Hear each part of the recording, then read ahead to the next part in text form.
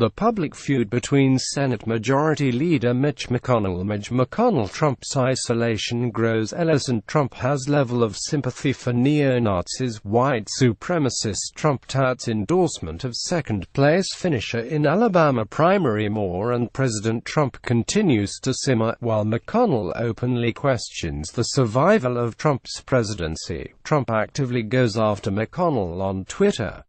According to reports, the two haven't spoken in weeks, despite the onslaught of upcoming legislative deadlines in September. Unsurprisingly, the media has largely sided with McConnell, painting the majority leader as the unwitting victim of Trump's petty Twitter rages and scolding Trump for sowing disunity within the GOP. But waving off the public spat as just another of Trump's mood swings belies the genuine frustration from a president who has had his policy priorities largely ignored, and even stymied, by the GOP Congress.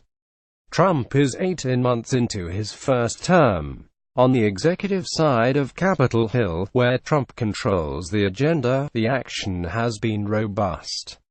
The president has pulled the U.S. out of the Paris Climate Accord, released a budget, repealed or reformed numerous burdensome regulations, cracked down on sanctuary cities, formulated tougher national security protocols for immigration from high-risk areas, enhanced production of domestic energy sources, taken on the issue of transgendered soldiers in the military, devised a strategy for the war in Afghanistan, and initiated an allowed agency reorganization effort, designed to make government more efficient.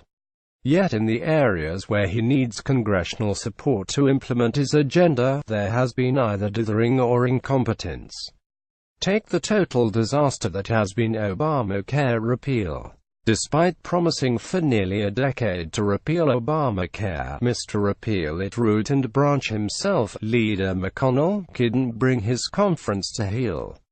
The border wall that was a centerpiece of Trump's agenda to date, Congress has failed to fund it, and Speaker Paul Ryan up chairman to discuss Charlottesville as domestic terrorism. At hearing Trump's isolation grows, GOP lawmaker Trump failing in Charlottesville response. Moore has shrugged off the president's most recent request for $1.6 billion to start construction.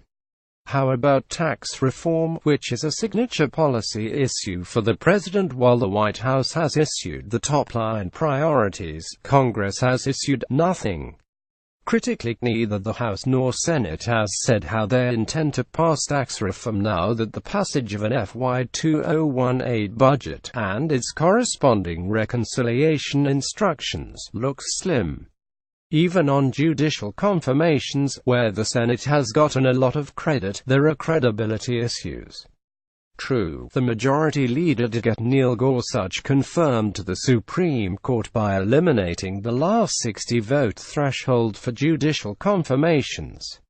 But, in the absence of the filibuster, why have only 4 circuit and district court judges been confirmed at roughly the same time in the terms? President Obama had 11 circuit and district court judges confirmed, G.W. Bush had 28, and Clinton had 27. Even with a Republican Senate and no opportunity for Democrats to filibuster, Trump has more judicial vacancies than all but one of the previous 5 presidents. What exactly has the Senate been doing?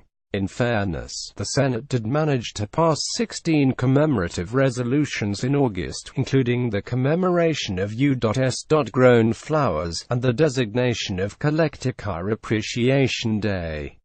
It's July 14th, if anyone was curious.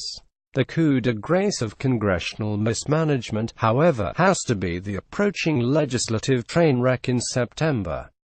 Government funding, the debt ceiling which allows the U.S. to continue to borrow money, and no less than 5 legislative deadlines all hit on September 30th. Traditionally, debt ceiling votes and funding bills provide an area for policy negotiation, fiscal reforms, tax cuts, and funding for priorities.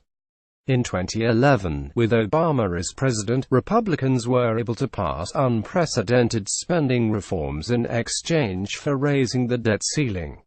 Despite got majorities in the House and Senate, there is no plan for handling this, at least not one that has been shared with the president. When all these things are considered in aggregate, one can sense President Trump's frustration, and begin to understand it.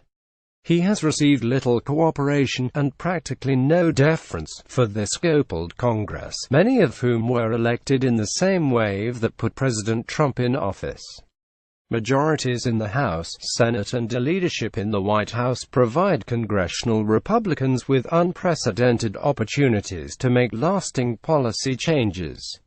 In fact, these majorities and the White House are just what McConnell and Ryan said they needed in order to make the changes they campaigned upon.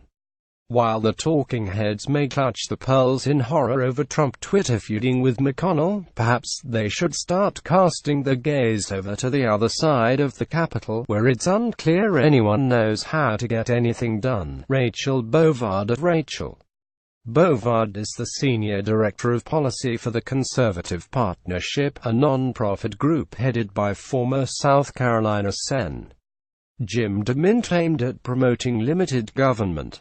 The views expressed by contributors are their own and are not the views of The Hill.